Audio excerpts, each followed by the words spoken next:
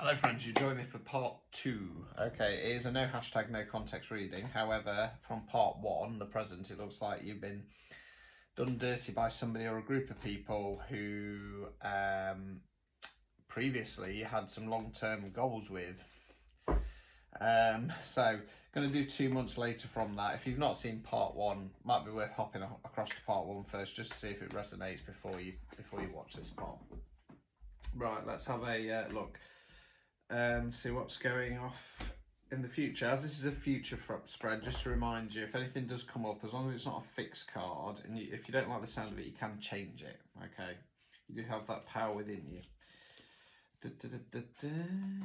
Okay, this is looking more positive. So, first card we've got is Judgment card. Okay, so this talks about either internal or external judgment. Okay, I feel it's more internal judgment as I'm holding the card.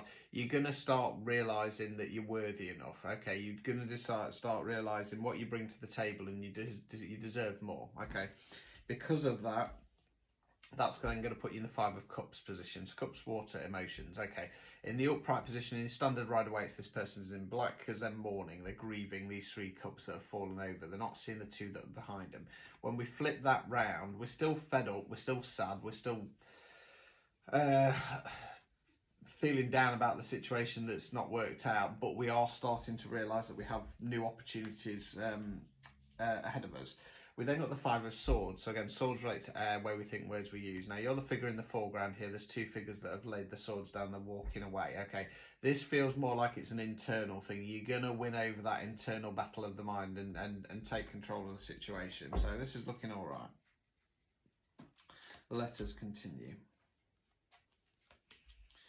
Okay, we've then got the 7 of Pentacles in the reverse position. So Pentacles relates to the element of earth. Can be money and finance, can be non-financial wealth. That's what you invest in your time, efforts and energies in.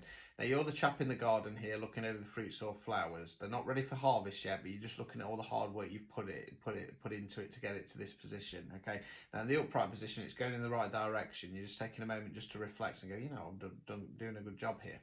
In the reverse position, it's not going, or in this case, it's not gone in the right direction. Okay, it's only got as far as 7.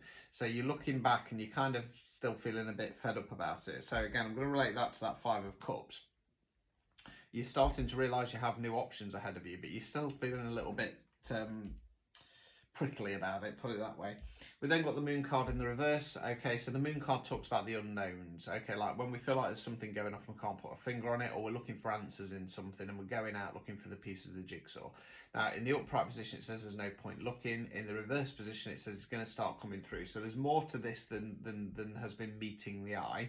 Okay, now these messages often come through in our dreams, hence the moon, and that will be from our unconscious, spirit or universe. Okay, now these dreams are often vivid, but they're also cryptic. So the best thing to do is start keeping a dream journal now, start building up that muscle memory. So when it comes through, okay, it's going to be easier to work out. Let's have a look at the overall outcome card. Hierophant. Okay, one of the divine masculines on a more spiritual based level. Now, the Hierophant relates to my star sign of Taurus, so it can talk about sticking to some kind of tradition. Excuse me, that is not a confirmation burp. We do not do this on this page. Okay, so it can talk about sticking to some kind of tradition. So, if the situation has rocked you, which it has, it may be about kind of going, right, let me get back to who I am. Let me refocus, let me recalibrate, okay, because it was a good idea or it was going in a good direction until they did me dirty. So let's get back into my traditional mode of whatever the situation is. I'm going to push forward. It can also talk about learning, development, usually on a kind of spiritual or religious level, but it can be outside of that. So you're going to be going on a new path, a new journey, okay, potentially. Obstacles or blockages.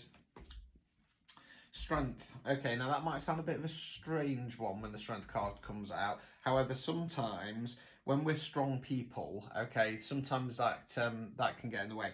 As I put the card down, as I'm looking at it, I want to use the word pride. Okay, so obviously, you know, lions are known for being very prideful. So I kind of want to say, don't let your pride get in the way. Okay, final card, removing any blockages. Hermit in the reverse. Okay, so where I'm going with this, because the Hermit in the reverse can often talk about spending too much time dwelling on things.